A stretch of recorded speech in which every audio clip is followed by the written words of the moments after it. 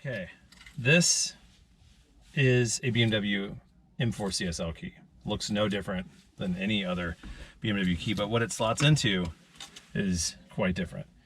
This is a car that is stripped out, is made as extreme and sort of focused as possible, and we're going to drive it for the first time. So we are looking at a car with about 11,000 miles on it, so well broken in. It's also an interesting car because, I mean, you know, it's got an automatic transmission. I mean, this isn't, from a transmission perspective, it's not exactly the most extreme option available.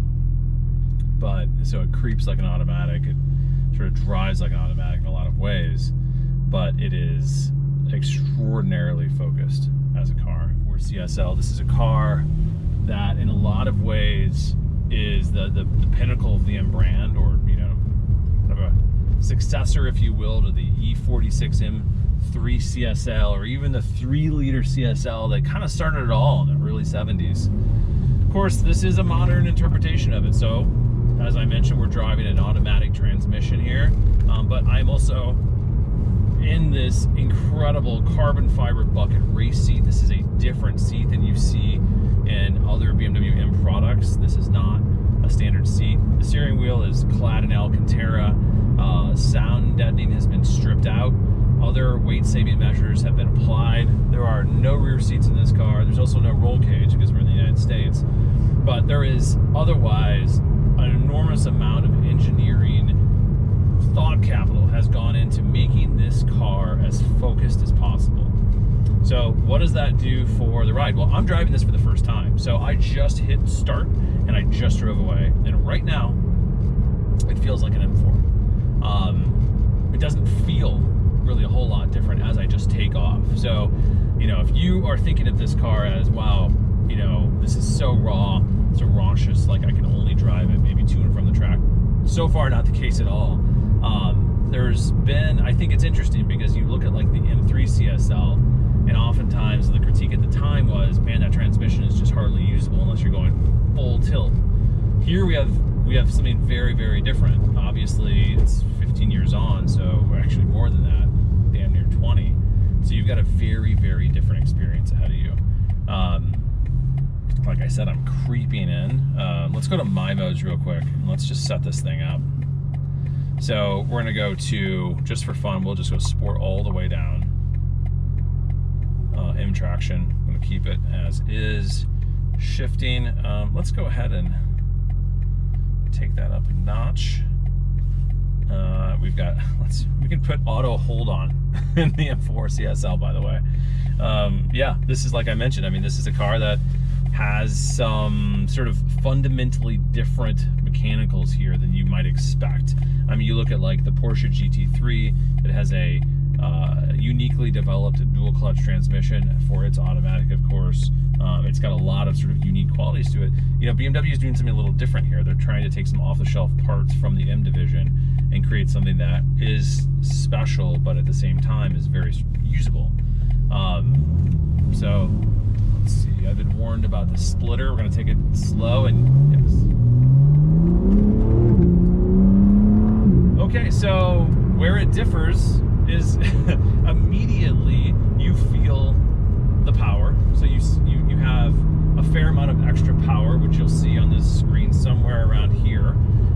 So you've got more power, more torque, more immediacy. The transmission, while I just mentioned it's an 8-speed automatic, it has been tuned to create something that I would say is a much more immediate shift response, much more immediate response from the throttle software as well.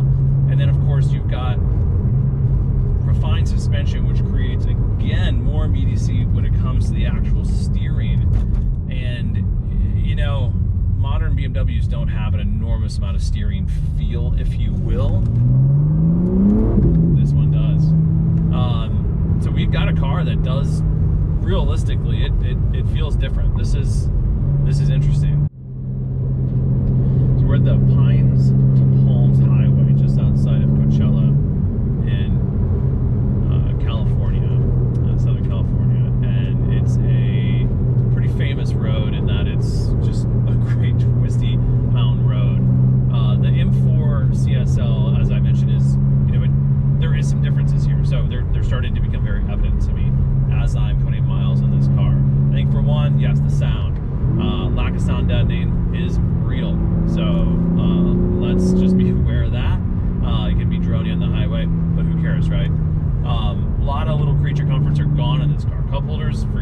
not here. A lot of the things that you might take for granted, nicer stereo, not here. This is a focused car, and we immediately am feeling that with these, of course, Cup R tires as well.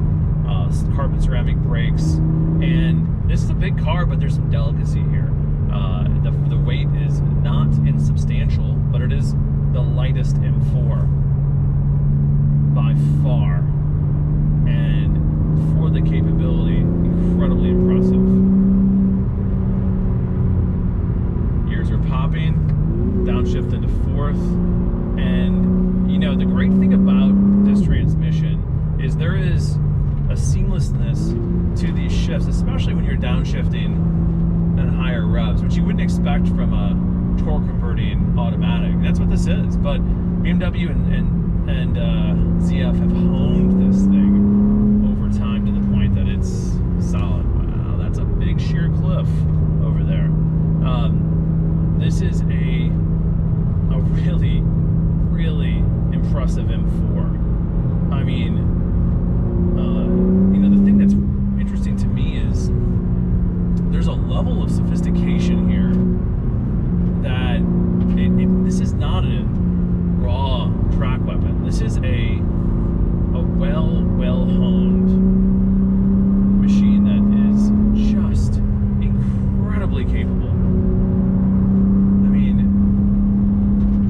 I am looking at this corner ahead of me. I mean, no concerns whatsoever. I mean, the amount of grip that this thing has, breaking down the apex, the amount of capability, it's unreal. I mean, M4s are just incredible these days. I mean, they have and can do so much. But what I have here in my hands is unlike any I've ever driven. And composed, utterly composed. People are going to talk about this not being a real CSL. It's too heavy. It's got an automatic transmission. You know, I think that's a little naive. You know, in a lot of ways. I mean, number one, BMW is the one who defines a CSL. So what do we have to say? I mean, is it the same? No, of course not. I mean, it's 2022. It's a very, very different car. But for what it's allowing me to do, I really feel like it's a very similar brief to what that E46 M3 CSL had and what it delivered on. Just doing it with different technology that's available now.